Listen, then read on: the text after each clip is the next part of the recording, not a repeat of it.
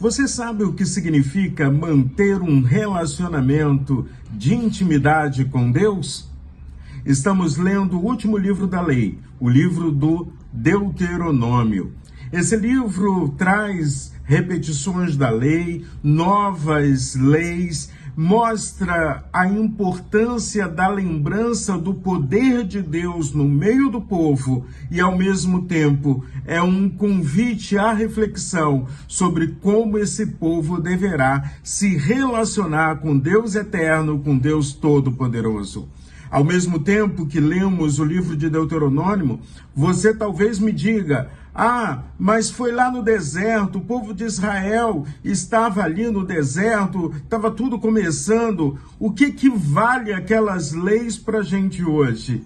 Quando a gente chega no capítulo de número 6, nós entendemos que os princípios são eternos e muitas das coisas que estão no capítulo 6 foram repetidas por Jesus, foram praticadas por Jesus, e o próprio Cristo espera que eu e você continuemos praticando no nosso dia a dia. Moisés está fazendo o seu discurso de despedida. Afinal de contas, o povo está se preparando para conquistar a promessa, para entrar em Canaã.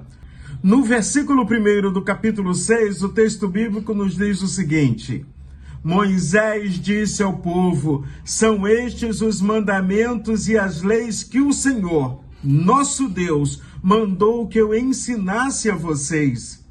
Portanto, obedeçam esses mandamentos na terra que vão entrar e que vão possuir. Temam o Senhor nosso Deus, vocês, os seus filhos e os seus netos, e cumpram sempre todos os mandamentos e leis que eu lhes estou dando, e assim vocês viverão muitos anos. A primeira coisa que eu quero apresentar para você: as leis do Senhor não são amarras, não são prisões, não são peso, não é pesado os mandamentos do Senhor. As leis do Senhor é proteção. As leis do Senhor seriam uma regra de relacionamento. As leis do Senhor é os princípios daquilo que Deus espera que eu e você estejamos vivendo neste mundo. As leis do Senhor é caminho de vida. Temer ao Senhor não é ter medo. Temer ao Senhor é respeitar a Deus. Temer ao Senhor é honrar ao Senhor, entendendo que Ele é o Criador de todas as coisas. Nós somos suas criaturas e do mesmo jeito que Ele nos ama, Ele espera que eu e você estejamos demonstrando pleno amor, completo amor, total amor para com Ele. O resultado da obediência ao Senhor: vida longa, prosperidade, uma caminhada abençoada. E quando ele está falando aqui de vida longa, é o privilégio. Eu tenho o privilégio de ser chamado de vovô. É o privilégio de ver os meus netos crescer. É o privilégio de ver os meus netos crescerem na presença do Senhor. É o privilégio de observar o quão Deus é maravilhoso e quão grande são as promessas do Senhor. Nos versos 4 e 5, nós encontramos o maior mandamento. Tanto que Jesus repete esse mandamento quando alguém pergunta para ele: mestre, qual o maior de todos os mandamentos? Mas nós vamos ler em Deuteronômio capítulo 6, versos 4 e 5. Escute, povo de Israel, o Senhor, e somente o Senhor é o nosso Deus. Portanto, amem o Senhor nosso Deus com todo o coração, com toda a alma, com todas as suas forças.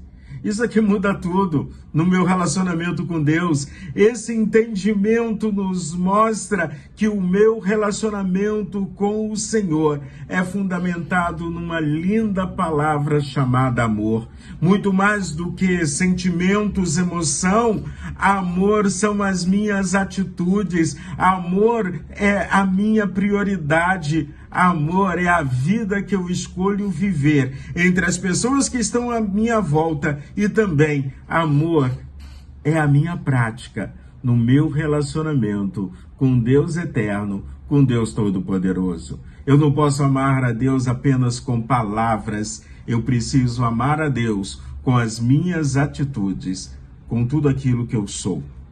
Deus não quer nada pela metade. A minha devoção, a minha intimidade com o Senhor, o meu amor para com o Senhor é com o meu tudo. Deus não aceita metade.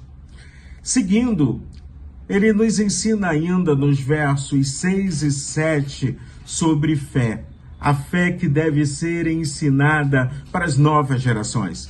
Vamos ler o texto bíblico? Diz assim: guardem sempre no coração as leis que eu estou lhe dando hoje e não deixe de ensiná-las aos seus filhos. Repitam essas leis em casa e fora de casa, quando se deitarem e quando se levantarem. É nossa responsabilidade construirmos uma nova geração fundamentada na palavra de Deus. Muito mais do que a minha fala, muito mais do que o ensino, as minhas atitudes, a minha prática de vida fala muito alto na nova geração.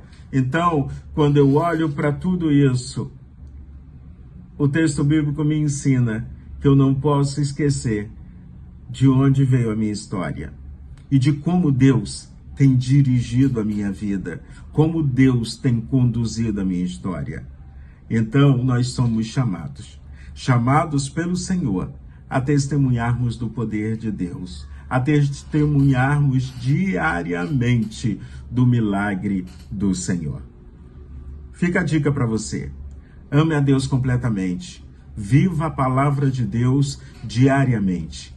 Ensine a próxima geração com atitudes, com prática de fé, com intimidade com o Senhor.